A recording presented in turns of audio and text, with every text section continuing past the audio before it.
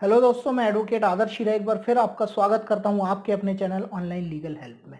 दोस्तों, हिंदू लॉ मुस्लिम लॉ में child custody के बारे में हम सब कुछ जान चुके हैं। अगर आपने अभी तक हमारे प्रीवियस वीडियोस नहीं देखे हैं अंडर हिंदू लॉ मुस्लिम लॉ में चाइल्ड कस्टडी के बारे में, तो वो आप देख सकते हैं। दोस्तों, इस वीडियो में हम बात करेंगे under Christian law and under Parsi law क्या प्रोविजन दिए गए हैं चाइल्ड की कस्टडी के लिए। दोस्तों, सबसे पहले हम बात करते हैं कि कौन सा लॉ है जो क्रिश्चियन लॉ को जो है गवर्न करता है या क्रिश्चियनिटी के अंतर्गत जो है इंडिया में उसके हिसाब से चाइल्ड का कस्टडी दिया जाता है। सबसे पहला जो लॉ है वो है इंडियन डाइवोर्स एक्ट 1869। जी हाँ दोस्तों, ये प्रोविजन दिए गए हैं इंडियन डाइवोर्स एक्ट में। वहां से आप गवर्न कर सकते हैं इस चाइल्ड की कस्टडी क्रिश्चियन लॉ के अंतर्गत, या फिर आप जो गार्जियन एंड वार्ड्स एक्ट है 1890 का एक्ट, जो अब मैंने पहले भी वीडियो में बताया है कि एक सेकुलर लॉ है जिसके अंतर्गत आप अप्लाई कर सकते हैं चाइल्ड की कस्टडी के लिए।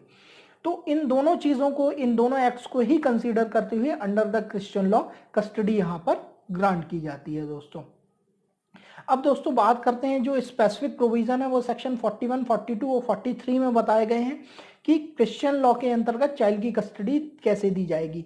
अब ये चाइल्ड का कस्टडी दोस्तों during the pendency of the case दिया जा सकता है, क्योंकि डेफिनेटली अगर चाइल्ड की कस्टडी की बात आ रही है तो कहीं ना कहीं पेरेंट्स सेपरेट हो रहे हैं, या उनका सेपरेशन हो रहा है, या डिवोर्स हो रहा है, या वो अलग रहना चाह रहे हैं। इंडियन डाइवोर्स एक्ट गवर्न करेगा या वहां पर गवर्न करेगा गार्जियन एंड वार्ड्स एक्ट। तो ये during the pendency of the divorce case भी हो सकता है दोस्तों। जी हाँ, पहला कंडीशन ये है कि अगर डाइवोर्स आपका केस पेंडिंग है तो उसी समय आप एप्लीकेशन कर सकते हैं चाइल्ड की कस्टडी के लिए, या फिर केस के खत्म होने के बाद भी आप कर सकते हैं। अगर बच्चे के बारे में कोई स्पेसिफिक प्रोविजन आपने डाइवोर्स की डिक्री में नहीं कराया है, मान लीजिए आपने बच्चे की कस्टडी के बारे में कुछ भी नहीं लिखा है, ऑलरेडी वो फादर की कस्टडी में है और अब मदर चाहती है कि वो उसकी कस्टडी में आ जाए बच्चा, तो बाद में भी आप अप्लाई कर सकते हैं और ड्यूरिंग द उस समय भी आप कर सकते हैं। कस्टडी किस किस तरह की हो सकती है मैं आपको पहले ही बता चुका हूं। फिजिकल कस्टडी हो सकती है, ज्वाइंट कस्टडी हो सकती है, लीगल कस्टडी हो सकती है।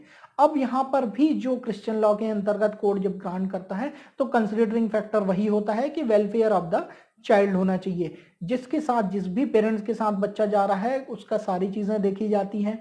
वेलफेयर के बारे में मैंने अपने पिछले वीडियो में बात किया था कि वेलफेयर क्या होता है, वेलफेयर के लिए क्या कंसीडरिंग फैक्टर होते हैं, जिनको मिला के चाइल्ड का टोटल वेलफेयर देखा जाता है, और इसी टोटल वेलफेयर को देखते हुए चाइल्ड की जो है वहां पर कस्टडी दी जाती है। अब यहाँ पर मेन जो चीज होती है वो होता है चाइल्ड का वेलफेयर। अगर चाइल्ड का वेलफेयर स्टेक पर या दाव पर लगा हुआ है तो फिर पर्सनल लॉ की वहां पर कोर्ट परवाह नहीं करता है। पर्सनल लॉज की जो है कोर्ट परवाह किए बिना वहां पर ग्रांट करता है चाइल्ड की कस्टडी को। यहाँ पर जरूरी नहीं है कि इकोनॉमिकल कंडीशन क्या है, ये सारी चीजों के बारे में पिछले वीडियो में हम बात कर चुके हैं, पिछले कुछ वीडियोस में।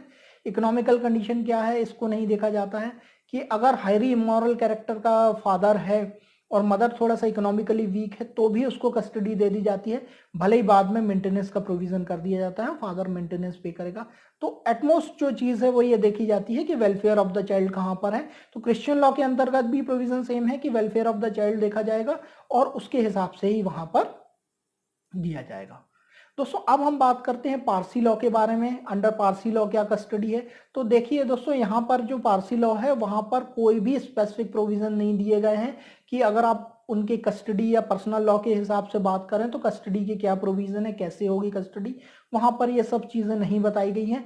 तो बेसिकली जो है वहां पर भी गार्जियन एंड वार्ड्स एक्ट 1890 ही अप्लाई होगा, उसके अंतर्गत ही आपको एप्लीकेशन करना होगा during the pendency of the divorce petition आप कर सकते हैं। सेम प्रोविजन है, चाहे तो आप जो प्रोविजन है उसके बाद भी कर सकते हैं, आपका डिवोर्स हो चुका है लेकिन चाइल्ड कस्टडी के बारे में आप लोगों ने कोई भी डिसाइड नहीं किया है, आइदर पेरेंट्स किसी की भी तरफ से कुछ नहीं है और बच्चा एक पेरेंट्स के साथ ऑलरेडी रह रहा है, तो ऐसे केसेस में भी जो होगा पारसी लॉ के अंतर्गत आपको गार्जियन एंड वार्ड्स एक्ट 1890 में जाना होगा, कोर्ट में एप्लीकेशन करना होगा कि आप कोर्ट की कस्टडी चाहते हैं। बच्चे का वेलफेयर देखेगा, चाइल्ड का वेलफेयर देखेगा कोर्ट, वहां कैसा उसका डेवलपमेंट हो सकता है, और उसके हिसाब से ही कोर्ट वहां पर पारसी लॉ के अंतर्गत भी आपको कस्टडी ग्रांट करेगा। दोस्तों, तो दोस्तों ये थी पूरी जानकारी चाइल्ड कस्टडी के बारे में।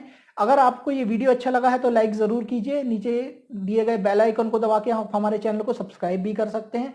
और अगर इस टॉपिक के बारे में आप हमसे कोई भी बात करना चाहते हैं तो नीचे डिस्क्रिप्शन में हमारा कॉन्टैक्ट नंबर दिया हुआ है, जहां से आप कनेक्ट करके हमसे बात कर सकते हैं। आपका इस वीडियो को देखने के लिए और अपना कीमती समय देने के लिए बहुत बहुत धन्यवाद।